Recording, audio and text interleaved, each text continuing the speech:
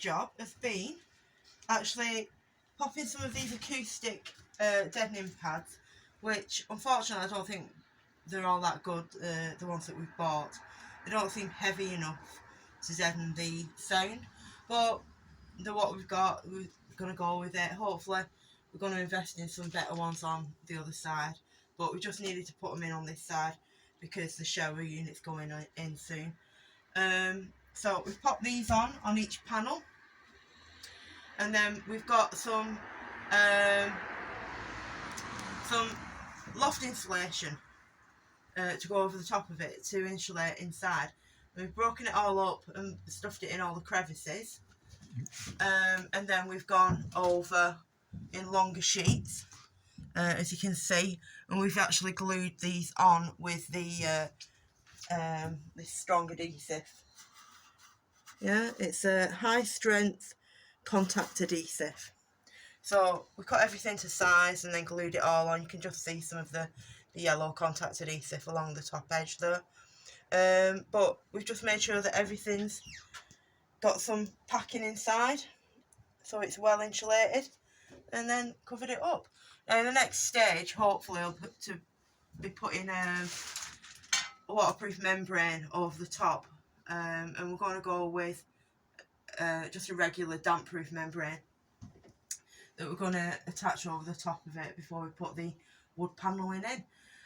But that's the next stage, and it's very messy, that glue, so just be careful if you are going to use that or something similar, and make sure you've got something to clean it off with. Again, we've just used the petrol, good old petrol, just to try and get the most of the stickiness off, but it is a little bit of a messy job, so make sure you're wearing something suitable for that. You don't want to be wearing your best suit, but yeah, it's coming on, getting a bit of structure into it now, and can't wait for the next phase. So the type of insulation that we've used is this dial one from B&Q.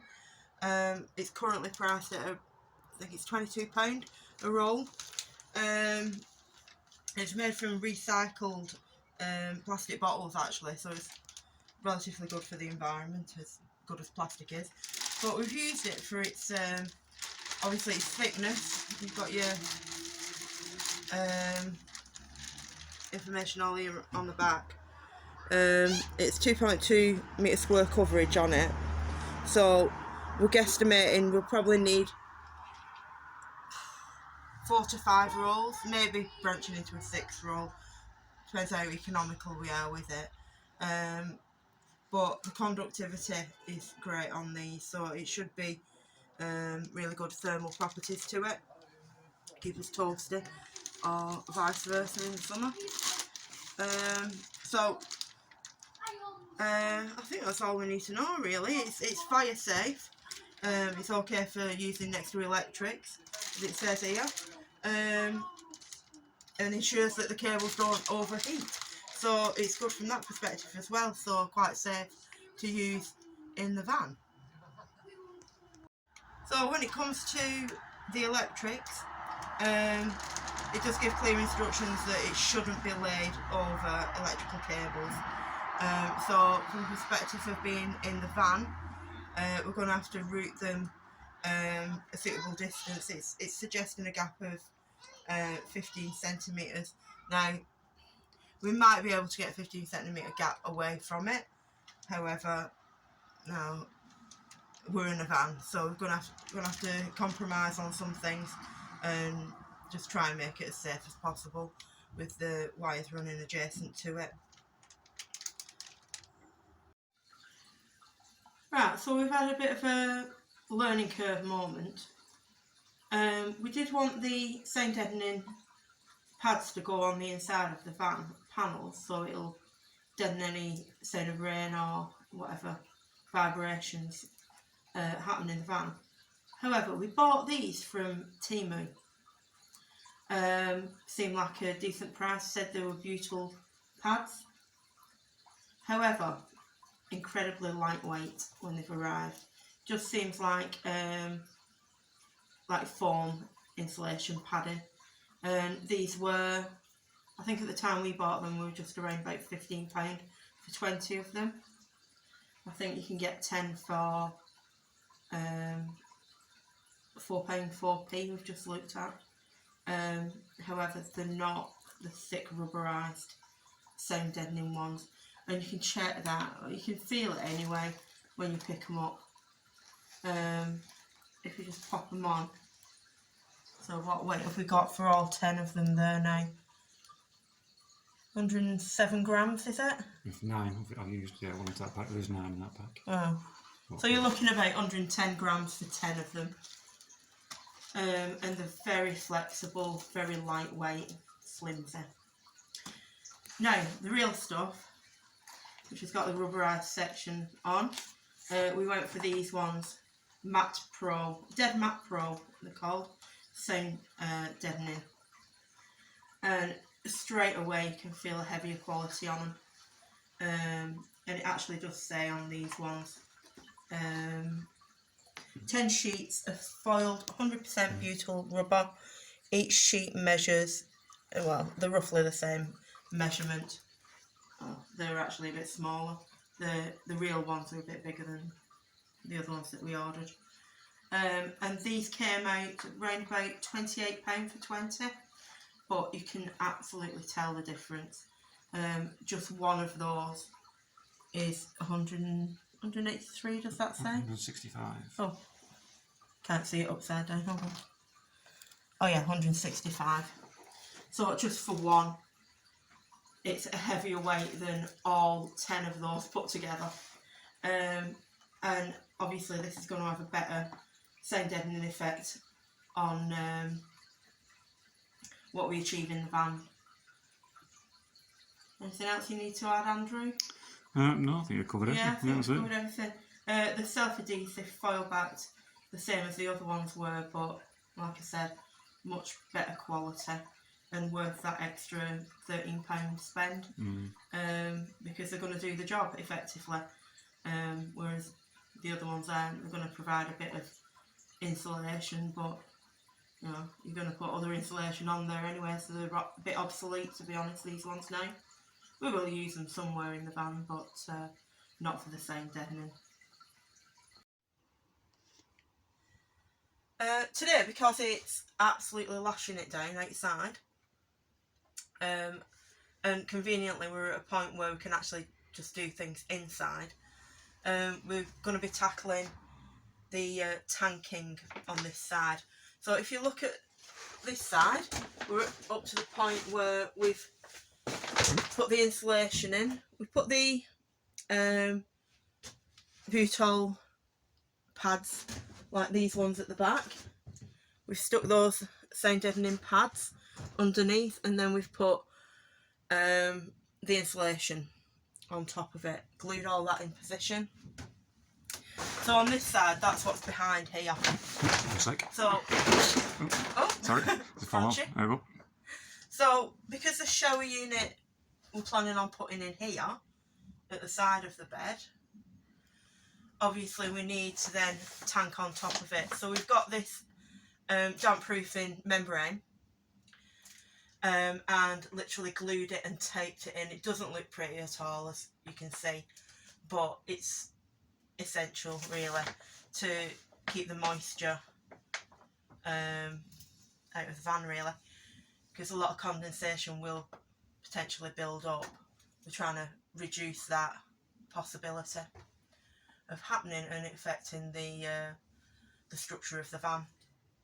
So that's the stage we're up to.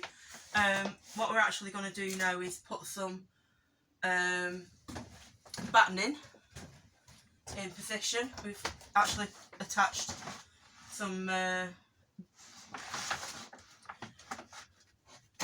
wooden blocks behind, so we can attach the battening on top and hopefully put the back screen of the shower unit, screw that into place.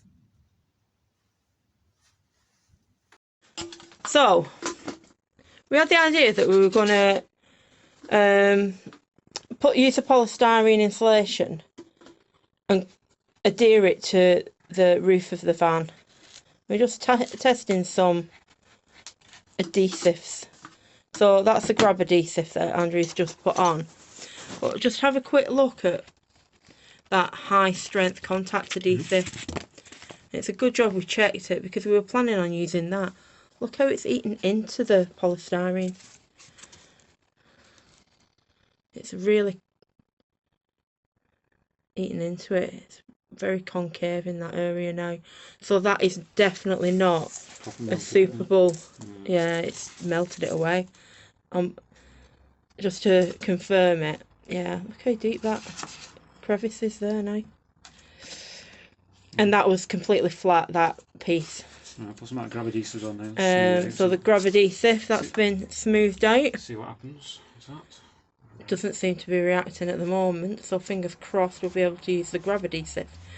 But unfortunately we were planning on using that, hoping that... I just had an idea the other day, just to make sure it wasn't going to melt it, which it has. It's that pure flexible. Yeah. I don't know. It's only to hold it onto the ceiling, isn't it? So this grab adhesive, Use that one. the no nonsense grab adhesive, looks to be the winner on that one. Is it more expensive?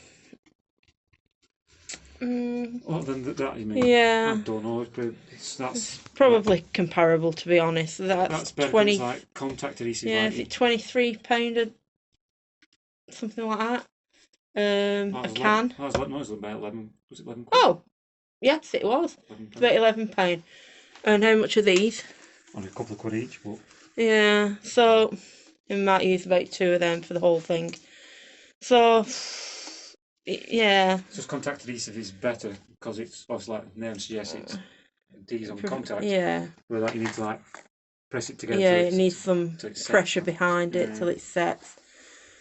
So it might be a bit more fiddly to use the contact adhesive, the grab adhesive. This one. Instant grab. However, yeah, we cannot use this high strength contact adhesive. No. So avoid. Do not waste your money if you're going to try and do that, because it will eat away at the... yeah, grab adhesive don't seem to... Yeah. It will eat away at that polystyrene insulation. They're not suitable. Oh. You're trying to... Alright, so yeah, it's using the grab adhesive to try and see if they'll adhere together, and they have done. So it's looking like the grab adhesive is going to be the winner. Well, there you go. Let us experiment and make the mistakes, so you don't have to, you guys. And there we go. They are actually adhered together. Not that that's what we're doing, but it's just a little experiment to make sure we don't waste our money on the more expensive polystyrene insulation and damage it all. Check out Bambi. So that's a little deer that we made.